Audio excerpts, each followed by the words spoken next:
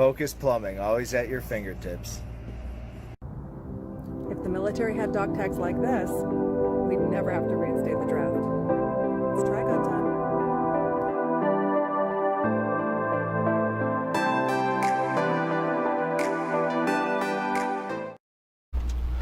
Pow! Danny Vegas time. Danny Vegas world. Okay, we got to do this. Segment 2. Got to do this. 2. All right. We are $250,000 into the show. All right, segment 2. Okay, now that we got the segment 1 out of the way, which is where we make our $1 million, let's get into some questions. Now, in my research, I saw that you did some videos that would be kind of like you're done some flipping yourself. I have. So my dad flipped properties. That's how I got into it. So high school, we're totally going to Home Depot, picking out tile, doing all of that stuff. And then when I got older, I was 19 when I flipped my first property. Wow. Yeah. So when I submitted like my resume and the video and everything to get on Flipping Vegas, it included the flips that I had already did. Okay. Yeah. So you have done. I mean, okay. So and we can kind of go there a little bit. You're not some gal that's just like, yeah, I got nothing else to do. I'll take the real estate test. Okay. Your family has been in real estate your whole life. My whole life. Your whole life. Yeah, and it worked out really well with Flipping Vegas because it was a lot of the things that I've already done. Right. And I still flipped, like, to this day. I'm still always looking for flip properties. I'm constantly doing it on my own. So now, at this point in time, you're so busy. I mean, does a flip have to just fall ass backwards into your lap? Like, I can't believe someone hasn't found this first, but since no one else has found it, I'll take it. No. It actually, the way that it happens is you have to dig for them. We don't have a lot of inventory in Las Vegas. You have a lot of people trying to flip properties. Like, you have to dig for them. Right. Yeah. All right. Like before the crash, everybody was flipping houses, and then all of a sudden there was no flippers anymore. And then they came in with a vengeance. Then they came out of the woodworks. Yeah. Then everybody wants to flip properties, but it's a lot harder than we try to make it look easy. Right. But it's a lot harder than it looks. Yeah. Okay. I have to go there now. I know the star of the show that you're on, Flipping Vegas. We can consider him a very not high strung, but just. I don't know how to, and I don't need to hit him. He don't need to hit me over the head too. But he can get intense. There's the word. NPC. Intense. Now, I'm currently watching a show called The Deed. It's on. I don't know what's on the same thing as The Prophet. CNBC. Yeah. It's on The Deed. It's based out of New Orleans. Similar to The Prophet. Yeah, it's similar to The Prophet. Yeah. Exactly, which is one of my favorite shows too. That's a good one. Yeah. So, but this gentleman, like I said, he's very calm.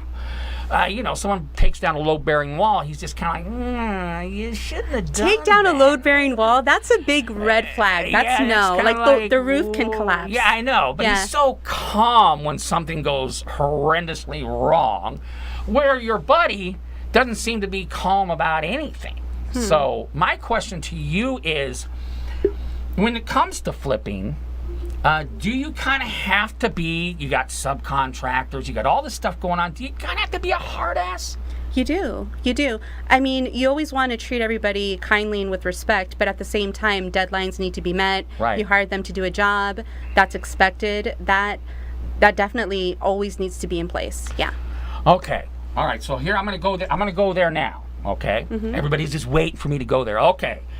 You're flipping houses. You can conduct your business. You rock. You roll. You when you're flipping houses, you gotta, like I said, you gotta be able to, crack the whip if you have to. Now, we all know, we're gonna go there. You're striking gal. Walk in there. It's your project.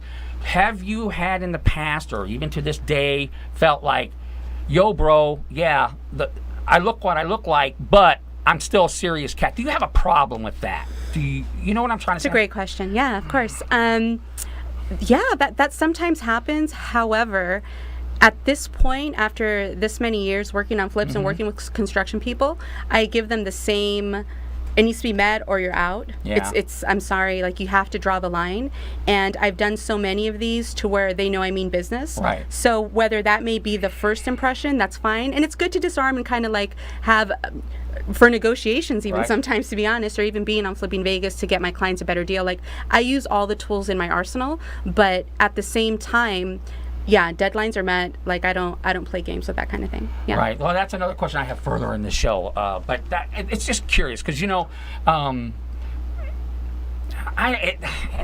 it's so unfair, but it does seem like most of these shows always have some type of a male lead, and he's either maybe there's some that have the female lead, but I'm just kind of curious about that since you do it in real life. Not in front of the cameras, but you do it in real life. I can't talk about this part too much. Okay, so there are several with female leads, and you're right. Like the ratio is completely dominated by the male lead roles. But I was offered an opportunity to do kind of I won't speak too much about it because I can't give the details just yet. But to do a really super exciting solo project, and so please tune in and I'll keep you updated, but I can't right now, unfortunately. Okay. All right. But yeah, so that's been noticed by many, and definitely by many producers and many networks. So there will be a shift in that. Is all I'm going to say. Well, right okay. now. Well, we'll be waiting for the shift now. The big question everybody wants to know. Like I said, Katie and I kind of cross paths about once a year or something. We usually go to some dinner, and we're both at the same place because we have mutual friends. So I can honestly say I'm probably not on your Christmas card list, but maybe this year. But at the same time, how did you get on the show?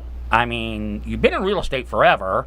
It's your life, but obviously, how do you even find out they're doing a show? I mean, tell us the story how you got involved. Well, I saw an ad. It was the most simple. An ad? Where do you find Craigslist? It totally was on Craigslist. I'm not joking. I'm not joking. Then it was like on Monster and like some other like places. Right. Like that's 100% what happened. So what I did was I was doing real estate with my family back in Northern California, and at that time is when the recession hit. Super recession. Oh man, everyone lost everything, including me, including everyone I pretty much knew. Everyone was upside down on their homes. Right. And the office that I worked for had a branch in Las Vegas. Right. And I never considered working in Las Vegas, like ever, but I came down here and I saw that there was life outside the Strip. I was like, wow, this is okay. So I looked into it a little bit more, and I got a job doing property management, and then I just was trying to drum up business. I don't know anybody here. I didn't have any friends. I was just like, I need to make this work. And I did a YouTube series, actually, video marketing, and to explain what a short sale was. I did loans. I was a loan officer in California also, in addition to being a realtor. And I did a series explaining what a short sale was, loan modifications, and explaining different options.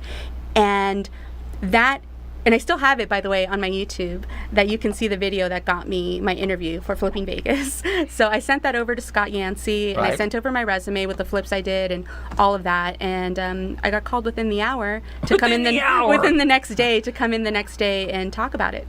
And I was hired on the spot. Yeah. Hired on the spot. Yeah. Scott.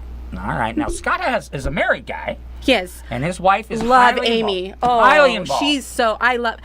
She's awesome. Decorating. She did new homes for many, many years prior to and working simultaneously with Scott. So I adore her, and her designs are beautiful. So working with her is great. Now I know the reality show is the reality show, but there's always a battle between the two. I want these cupboards, and he's like, I want these cupboards, and he's more of the cost guy, and she's more of the I just want it to be the Rembrandt type situation. They're always clashing about that. I mean, I've worked with enough married couples to know that there's always that. Right. Like the wife wants this, the husband wants that, and that's just how that works. I mean, I love it when Amy gets her way because it makes me sell it a lot quicker. Like being on the real estate side of it, when I have to list it, it looks like spectacular, has all like the super expensive stuff. Right. So I'm cool with that, but I understand also remaining on a budget and not, Yeah. So I'm always kind of in the middle because then it falls on me. Okay, well, we're $10,000 over budget. You need to sell it for $10,000 more, and I'm like, I don't know if the comparables support that. Right. But so then puts me in a weird spot. So it's back and forth with that. Like, okay, it looks great, but will it get the price to get them out of the hole? You know, so that Right. kind of thing. So it puts a little bit more pressure on me, but I've always delivered so far, so I'm okay with it. Yeah, It it works seems for like me. you got to sell. With Scott, you got to sell the house the first day. It's just like it's always got to be sold by the first into the first open house. You know what sucked is that I did. I sold it the first time, the open house, and then after that, they expected it every time. So I was like, well, you know, and now we're over budget and it's not priced necessarily for that. So it puts Right. me in a spot, and then they're capturing all of this and Right. just sharing my thoughts about it, and that's essentially what the episode is. Yeah, So- it's a great. I know. I remember one where the wife put in the wrong countertops for like that's the one that was supposed to go in the mansion, but you put it in the one that's So you in have the, marble put it- on a trailer, kind of. Yeah, you're kind of like, the 2-bedroom, 2-bath now has a you know, the Beverly Hillbillies countertop, and old Scott went crazy. that is pretty much what happens. Now, my guy in New Orleans, he would have said, you know, I probably wouldn't have done that. But he's a calm guy. Anyway, anyway, it's a show that I'm watching right now. Okay, wow, we're over time. Wow, I don't know how long we've been going. Gaty, you're great. We'll be back. Segment 3 coming up.